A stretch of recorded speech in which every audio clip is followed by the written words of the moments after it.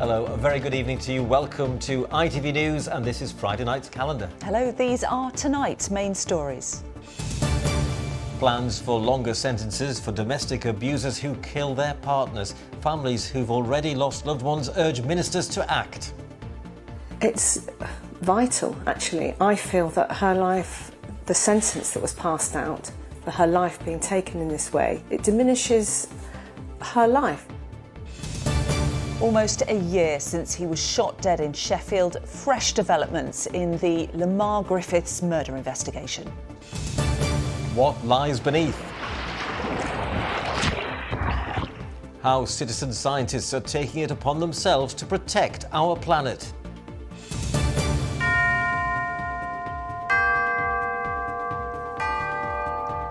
Searching for a unique place to stay under the stars? Well, how champing could be the answer to your prayers. And why the pupils of Lawns Park Primary School were left starstruck when a very special guest took assembly this morning.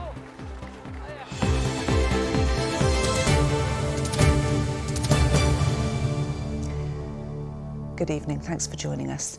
The families of two women who lived in Yorkshire and were murdered by their partners have called on the government to bring in much longer sentences. Under new plans unveiled by ministers today, bullying partners who go on to murder could be given tougher sentences, perhaps at least 25 years in jail. The ideas will not become law yet, but as a public consultation begins tonight, relatives from our region say it's vital the plans are not watered down. Here's John Hill. A killer being checked into police custody. Paul Hemming has murdered his partner Natalie, but faced with the truth, the bully who terrorised Natalie at the home they shared lies and lies again. I did not hurt her. I had no intention of hurting her, and I certainly did not kill her. Natalie Hemming had been trying to start a new life, fleeing her abusive husband and moving to her sister's old home in Barnsley. But when she went back to him, he killed her. He was jailed for a minimum of 20 years. Natalie was just full of life. From the outside looking in, they just looked like a happy family. Natalie's sister Joanne never knew she'd been enduring a campaign of abuse. But now, as the government says murderers with a history of coercive behaviour could face tougher sentences, Joanne says longer jail time is only part of the solution. We need much tougher sentences for the people that commit these crimes. We absolutely do need support services, but we need to be preventing these crimes happening in the first place. So for me, it feels like we need to be looking further back. A review into domestic abuse cases in England and Wales found more than a quarter of all killings were carried out by a current or former partner or relative. More than half of cases reviewed involved controlling or coercive behaviour, while excessive violence, so-called overkill, was identified in 60% of cases, all but one of them committed by men. In 2018, 24-year-old Poppy Devi Waterhouse was murdered in Leeds by her ex-boyfriend, Joe Atkinson. He stabbed her 49 times. He was jailed for at least 15 years, but if he'd taken the knife to the scene or killed Poppy on the street with it, he'd have got 10 years more. I feel that her life, the sentence that was passed out for her life being taken in this way, starting 10 years less than other murders, it diminishes her life. The loss of Poppy is not worth 10 years less than anybody else being murdered. And there needs to be a levelling up. The suffering that women face, particularly in domestic murder cases or homicide cases, is not properly reflected in the amount of time that the male perpetrators spend behind bars. And I want women across the country to know that the full strength of the criminal justice system is there to protect them. The specific details of the changes to the law are expected to be revealed in the summer. But for some loved ones, like Joanne, they already fear they'll be left wanting more. John Hill, ITV News. Next tonight, two developments in the almost year-long search for the killer of a 21-year-old man from Sheffield who was shot at a car wash in the city. Lamar Griffiths was killed on Burngreave Road in the Pittsmoor area of Sheffield on March the 29th last year. Today, police say they've made a number of arrests and charged two men in connection with his death. Jonathan Brown's been following the story for us. What's the latest? Well, as you said, the family of Lamar Griffiths has long been waiting for answers in this case, and now it appears some progress has been made. The 21-year-old was shot and killed while at a car wash on Burngreave Road in Sheffield almost a year ago. But South Yorkshire Police say their investigation into what happened and who is responsible has never stopped, adding that they've been delivering intense activity in relation to it in recent days. Now it's emerged that their efforts have led to the arrests of 2 men from Sheffield on suspicion of conspiracy to murder. One of those, a 24-year-old man, has been released without charge, and the other, who is 25, has been released on bail. Meanwhile, 3 men have been arrested on suspicion of assisting an offender. 2 of those, who are aged 24 and 32, were charged, and the other, a 31-year-old man, has been released without charge. Now, police have said that this investigation is still far from over and that they're committed to finding justice for Lamar's family. They've also said that they're appealing for anyone with dashcam footage or information as to what happened to come forward. Jonathan Brown, thank you very much for bringing us up to date. North Yorkshire Police has been told it needs to make urgent improvements to help people keep safe and reduce crime. The Police Inspectorate says one area of concern is the speed at which emergency calls are answered and responded to. The Chief Constable insists the force is already working to improve. Staff and officers working in North Yorkshire Police care about the communities. They're proud to work for North Yorkshire Police, and the Inspectorate identified in their report the strength of those officers and staff, their engagement with our communities, and their commitment and dedication to delivering a good service. A former South Yorkshire politician and peer has had his jail term cut by more than half after a Court of Appeal hearing. Last year, Lord Nazir Ahmed had been convicted of sexually abusing 2 children in Rotherham in the 1970s. Today it was announced that the 65-year-old's original sentence at Sheffield Crown Court of 5.5 years was cut to 2.5 years. 3 appeal court judges said the fact that Ahmed was a child when he committed the offences had to be taken into account. You're watching Calendar. Still to come on the programme this evening.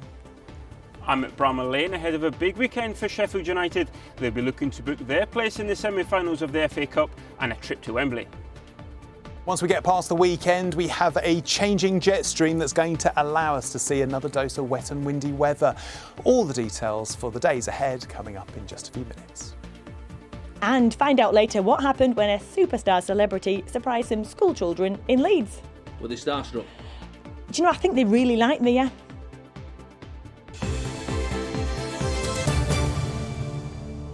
Looking forward to that. Now then, it's a shocking statistic. Just 14% of our waterways meet good standards of cleanliness. That's according to figures from Parliament's Environmental Audit Committee. Now, though, hundreds of people across the Calendar region are joining the fight to help clean up our rivers by collecting water samples to monitor pollution. Nick Smith reports. Rivers are the arteries of our ecosystems, but they're also a great source of recreation for thrill seekers like this canoeing club enjoying this flow of rapids. But this group is also playing a role in monitoring pollution in the water, twice a week collecting samples to test for levels of nitrates and phosphates. Zoe Rowe is one of these canoeists turned citizen scientists, telling me she wanted to play a role in protecting the waterways she's come to value so much. I've been on the rivers for nearly 40 years and in the time I've been on, the clarity of the river, just the general cleanliness of the river, it's a lot more dirty and we get sick. I had an eye infection last year. A lot of us get physically sick from being in the water. That happens a lot more often, really. In fact, not a single river in our region has received a clean bill of health from chemical contamination, according to an inquiry conducted last year. With thousands of miles of water crisscrossing our part of the world, qualified scientists like Dr. Freya Addison says those volunteering to collect data gives them far greater resources than they could find on their own. They can provide data from all over the UK and globally as well, and in locations which we wouldn't normally have access to. So what happens to all of that data? Earthwatch is the organisation coordinating thousands of citizen scientists, pooling and verifying their findings to assemble a more comprehensive picture of our environment. They're incredibly invaluable volunteers, producing amazing data, filling in information gaps, and we make sure that they follow set guidelines and procedures. The more people that we have collecting measurements all puts that pressure on those who are accountable for the pollution that we're seeing. Those like Zoe and her canoe club have a knowledge and a passion for their local rivers, which many would struggle to match. And their insight and commitment to protecting them may prove vital in the fight to combat pollution. Nick Smith, ITV News. Time for some sport now and a look ahead to a big weekend of FA Cup action.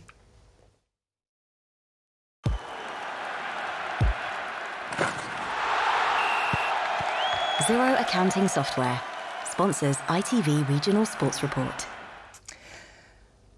Well, there's tension in the air as a trip to the National Stadium for a semi-final is potentially just 90 minutes away for Sheffield United. The Blades take on Blackburn Rovers on Sunday afternoon live on ITV1 in the quarter-finals of the competition, looking to make it into the last four for the first time in 9 years. Our sports reporter Arif Ahmed has been at Bramall Lane ahead of the big game. Good evening, Arif. Just one game away from Wembley. Yeah, good evening, Lara. Welcome to Bramall Lane. I have to say, it's all very quiet here this evening, but don't worry, on Sunday, this place is going to be absolutely jam-packed and the atmosphere is going to be just incredible. Now, the groundsmen have been out on the pitch working a little bit earlier on. As you can see, there's some heat lamps on the pitch, just making sure that the pitch is in pristine condition for Sunday's game. Now, the players had a light training session a little earlier on up at the training base in Shirecliffe. Nothing too strenuous, just making sure they're all ticking over and feeling good. But head coach Paul Heckingbottom says at his press conference this afternoon that this weekend will be a huge moment in the club's history. This week could be one of the biggest weeks of the season. Potentially one of the biggest weeks of players' careers and potentially one of the biggest weeks in the club's history, you know. So we have to understand what we're playing for, not just this week and this game, but if we win, if we keep winning, if we can perform well enough, hopefully we can keep having more weeks like this. Hopefully. Well, Arif, remind us just how Sheffield United got to the quarter-finals. Well, Lara, I have to say their run in this FA Cup has quite gone under the radar, actually. They've placed some tough teams and got some big results. Nothing compares to the last round when they played Premier League side Tottenham and beat them here at Bramall Lane 1-0. Iliman Ndiaye got the winner in that one. But in truth, Tottenham never really laid a glove on the Blades. It was really quite comfortable, and that will give them real confidence going into Sunday's game against Blackburn. And let's remember, the carrot on the end of the stick for this one is that place in the final four of the FA Cup and that all-important trip to Wembley. So that's this weekend, Arif, but there's another game down the road tonight, isn't there? Yeah, that's right, Ian. On the blue side of Sheffield Wednesday will be in action later on tonight as they'll be looking to extend their lead at the top of League One. Bolton will be the visitors to Hillsborough this evening. The Owls come into the game full of confidence as they are the team most in form in the whole of Europe. Not bad going, is it? And they'll be hoping to keep that form up a little later tonight. It's a good footballing match from two teams that want to get up and at you, two teams that want to play attack-minded football, two teams that's very much in the ascendancy in the league at this stage of the season for various different reasons. So we envisage another good game against them. Both teams know each other and clubs know each other. In the pyramid of the football, we're probably recognised as two of the bigger clubs at this level. And up the M1, Leeds United will be hoping to climb out of the Premier League's relegation zone when they take on Wolves tomorrow afternoon.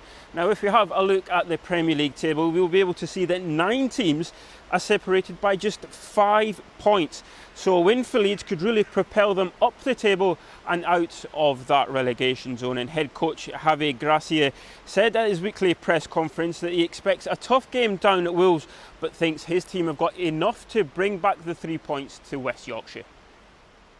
In my opinion, they are playing well. It's a well-organised team with good players, well-organised, as I said, and I expected a very demanding game, and at the same time that I expect a good result for us as well.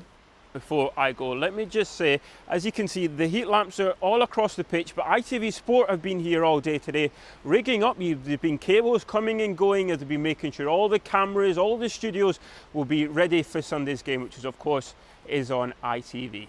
Yes, we like a good heat lamp. Thanks very much to Arif there. And as Arif says, you can watch the Blades take on Blackburn for a place in a Wembley semi-final right here on ITV1 on Sunday. Coverage begins at 11. It's also on ITVX. Yeah, that'll keep you busy on Sunday, won't it? Well, it's all go in the Steel City this weekend. Let's head across town because Ponds Forge is playing host to some of the best swimmers in the world over the next few days as the World Para Swimming Series takes place. It's the third time the city has held the event, which is a key part of athletes' preparations for this year's World Championships and the 2024 Paralympics. A little earlier, I caught up with the head coach for the British para-swimming team.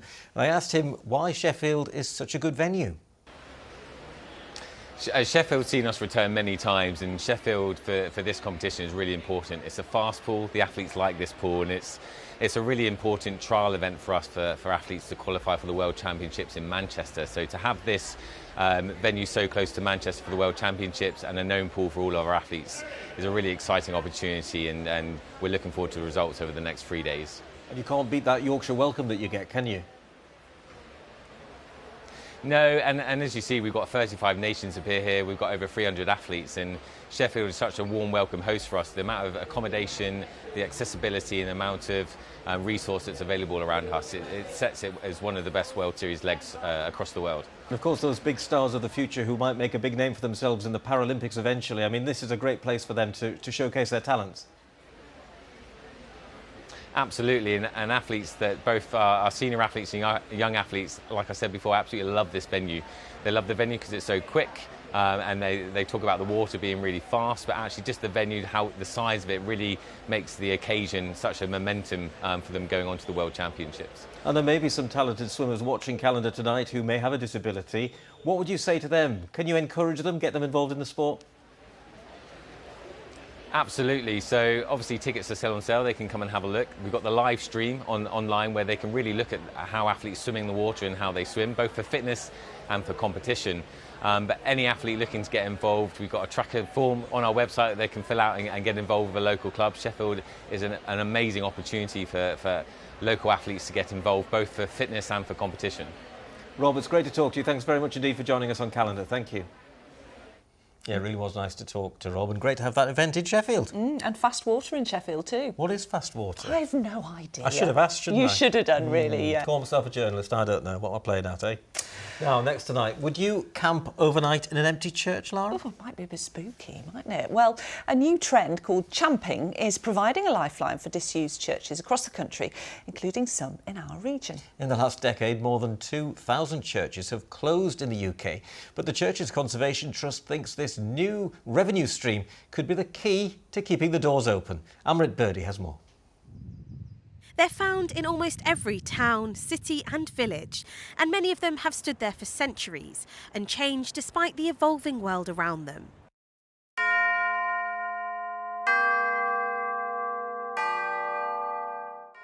But with more and more churches closing every year, the local history they hold is also at risk. St John the Baptist Church in Knaresborough has stood in this spot for hundreds of years and was at the centre of life for many local people for much of its history. Well, Knaresborough has a rich history, as you know, and this building began with a sort of Norman foundation, we think. There's probably been a Saxon church here before that. And it began at the east end of the church, and then down over the centuries, different parts of the building have been added on and changed. The Churches Conservation Trust looks after redundant churches, and they've come up with an idea to recoup some much-needed cash. It's called champing.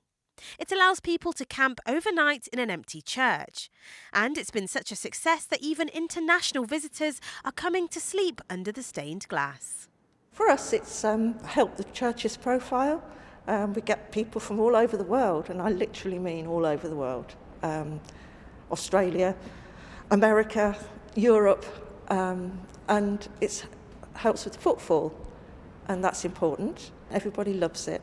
It's memory making, an exciting and different way to stay.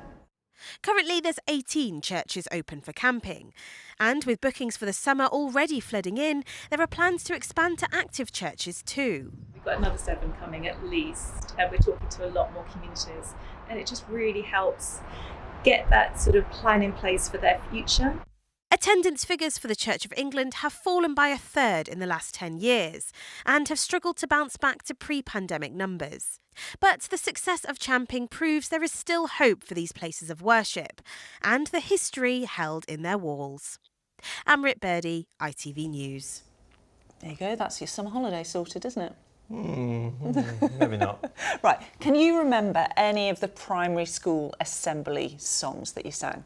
Yeah, do you know, I used to know them all, and I used to know the words to them all. I couldn't probably remember the words to them all now, but things like Sing Hosanna, He's got the whole world in his hands. Oh yeah, give me oil in my lamp, that kind of thing. Whatever. Well, I bet you can remember the words. But have you heard them mashed up by the comedian Jason Manford? This morning he surprised a primary school in Leeds by showing up in their actual school assembly. Helen Steele takes up the story. It's not the usual reception in a school assembly. Hiya, hello, hiya. This is no ordinary guest. Jason Manford, star of ITV's Starstruck, today left Lawns Park primary pupils and parents, well, just that. It all started when the Performing Arts Club sent a video to Jason. They invited him to come and sing along in a special assembly. Today he did just that. It was shocking. I was like, I was speechless. I couldn't even, no words came out of me. I was just like this. Well, everybody, like, everyone went, and all the adults were like, it was just amazing that he actually came, because he has a lot of things on his hands, and I didn't really think he'd come to see us. Everyone, give me joy in my heart, give me praise. Today's performance was inspired by Jason's Assembly Bangers single, released to raise money for food bank The Trussell Trust. Keep me praising till the break of day. This time! This time! Everybody! So, Jason, I imagine you've had some cheers in your time, but was that one of the best? It was one of the highest pitches, yeah. It was lovely. It's so life affirming, you know, when you just kids singing and getting stuck in. It's such a lovely, it was just a lovely moment, yeah. And you're a very busy man. You're going to be on West End soon. You've got a primetime TV show. What made you want to come here to Leeds? Well, you know what? It's important, I think, to, you know, the Assembly Bangers was a bit of fun. You know, I just released it as a bit of fun. But, you know, at the same time, it is raising money for the Trussell Trust, and this is an area that is a deprived area. You know, a lot of these kids, you know, hopefully they don't have to, but I know a lot of them will have had to use food banks at some point. So, you know, it's just important to sort of, you know, make people feel that it's not something to be embarrassed about, you know. The children all brought in items to donate today. It's been fantastic. I mean, people like Jason doing the awareness work that they do really gets the public involved and gets more people donating. It's a really difficult time for food banks at the moment. We've had our toughest winter that we've ever had, and the support of people like Jason and the lovely children at this primary school has meant that food banks have been able to meet this need. We still know the sun is shining. There wasn't a dry eye in the house as the children performed their own song for the Star, led by the teacher who thought the whole plan up. I just couldn't believe it. I couldn't believe that Jason Manford was in my singing assembly, singing with us, dancing along, and everybody was up, staff, children, having the best time. And children at this school will certainly be going home on a high this weekend. Helen Steele, ITV News in Leeds. Oh. Brilliant, and not a recorder in sight. Thank goodness, yeah. James, how's the weather now? Good visibility on the horizon. TUI sponsors ITV Yorkshire Weather. Out there, good evening. A mild end to the week and certainly more mild weather to come over the next few days. That's in spite of the fact it's a little bit unsettled. Plenty of showers around this low pressure system that could be even heavier tomorrow. And then a little ripple of high pressure on Sunday, settling things down briefly before more wet and windy weather on Monday. Now, as far as tonight goes, few more showers. These are slightly organised, a little bit of a trough feature out there. Bit of extra cloud too, but that stops things getting too chilly. We're looking at lows of 8 or 9 Celsius. Be quite happy with those temperatures by day at this time of the year. Might be a little bit murky up on the higher ground too. As far as Saturday goes, sort of a repeat performance of today. Some bright, even sunny spells sort of weather out there. They help to really get these showers going once again. A few more of them possibly tomorrow compared to today. And because there's not much of a breeze, may well be quite slow moving and linger a little longer than we'd like. Temperatures still on the mild side, but a degree or so down on today with highs of 13 Celsius. And as we look to Sunday, like I say, probably the better day of the weekend days. A chilly start, some nice sunshine out there to enjoy and dry because the high pressure squeezing those showers out. Then Monday, bit of a messy one. Wet weather around early on, then once that clears, lots of showers in behind, but it is a warm front, so it is going to be another mild day, looking at highs of 14 Celsius.